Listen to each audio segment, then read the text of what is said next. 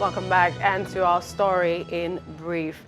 President of Senate Ahmed Ibrahim Lawan has declared that the 9th National Assembly will give its maximum support to the administration of President Muhammadu Buhari to achieving a better, prosperous and secure Nigeria. In a statement released by the media aide to the President of Senate, Mr. Ola Awoni, while assuring of the National Assembly's full support to achieve the next level agenda in the interests of the people and the country, he also assured his constituents in Yobe North that he would strengthen his efforts to meet their expectations. The Federal High Court in Abuja sat over two prominent cases bordering on the defense of human rights involving the proscribed Islamic movement in Nigeria and the convener of Revolution Now protest, Omoyele Sowore. Justice Evelyn Maha presided over the two suits. He refused hearing the motion filed by Mr. Sowore challenging his detention for 45 days by the Department of State Services.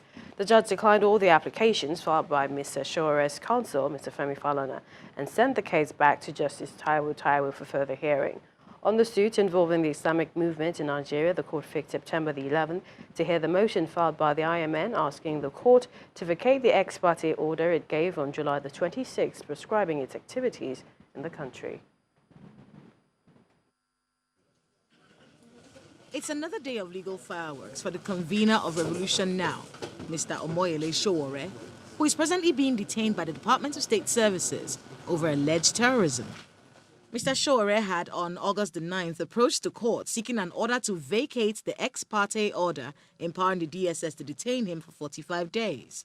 Justice Taiwo had, in a ruling on an ex parte application on August the 8th, 2019, ordered Showore's detention for the said period to enable the DSS conclude its investigation on allegations levied against him.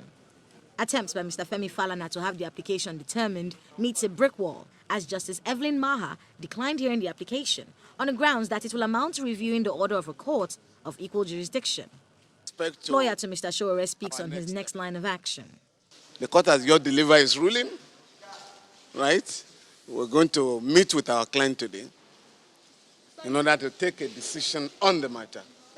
But in the interim, we are back to the Honorable Justice Taiwo as per the ruling of the court. Justice Maha, in another suit filed by the Islamic Movement of Nigeria, granted the application of the federal government seeking an extension of time to enable them regularize their processes.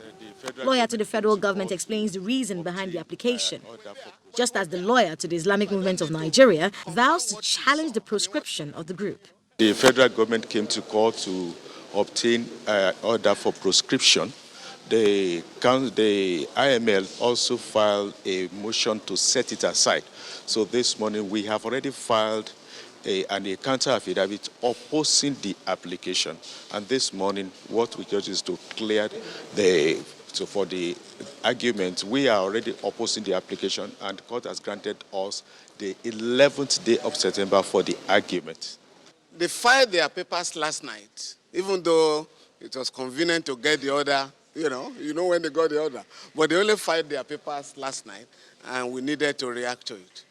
Although the application by Mr. Sowore challenging his detention has been returned to Justice Taiwo for hearing, the court adjourned the suit filed by the Islamic Movement of Nigeria to the 11th of September 2019 for hearing. The Nasarawa State Governor, Engineer Abdullahi Sule, has been speaking on the best way of tackling insecurity in the state. According to him, apart from empowering state security agencies, they will be creating more security checkpoints, empowering young people to put an end to the menace. He was speaking on the sidelines of the NBA Annual General Conference taking place in Lagos. Banditry, a level of herdsman farmers crisis, and then the level of ethnic community clashes have actually been reduced to the nearest minimum.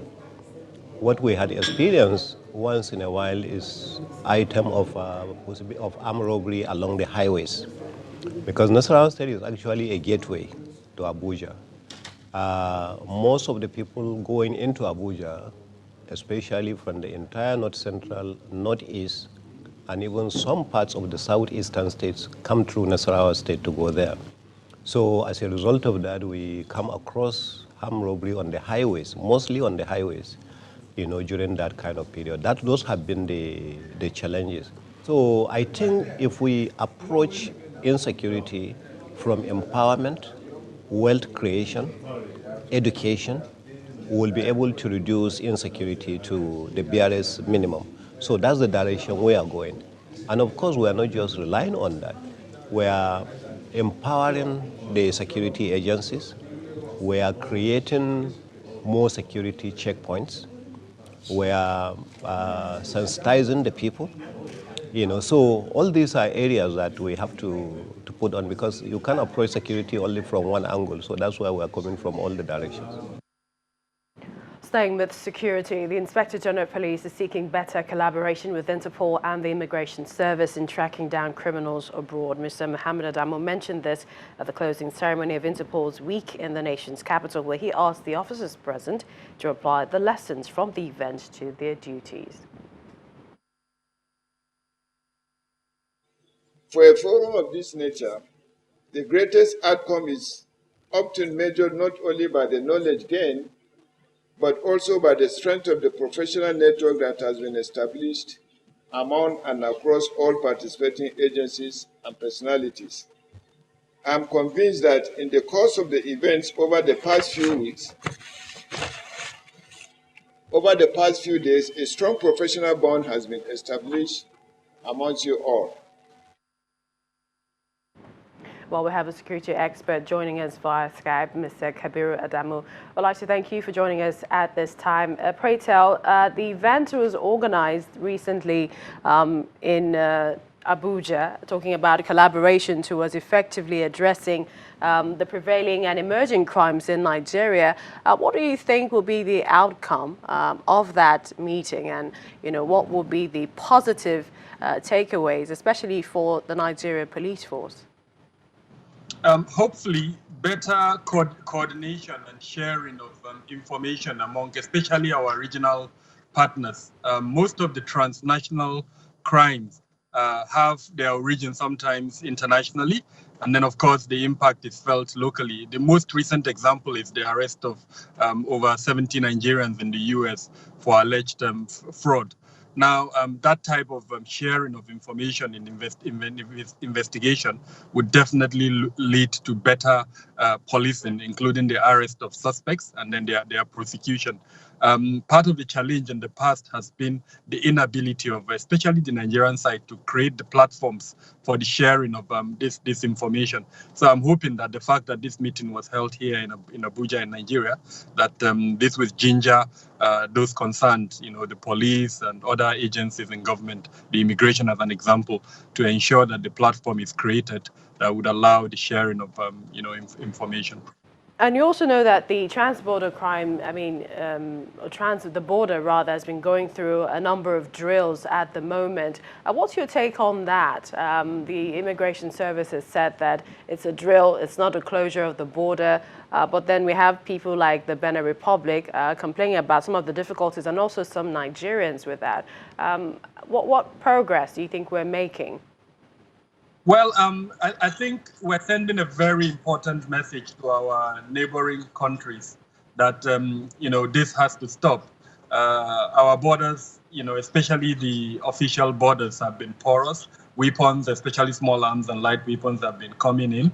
And most of these are aided through smuggling.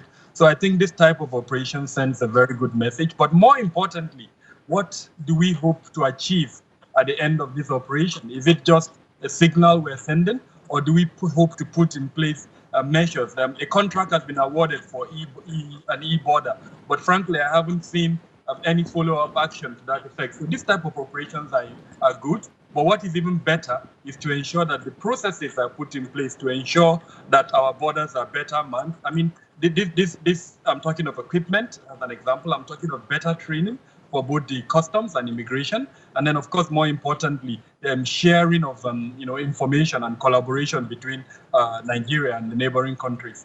All right, Kabiru Adamu, security expert, we'd like to thank you for joining us at this time. Thank you.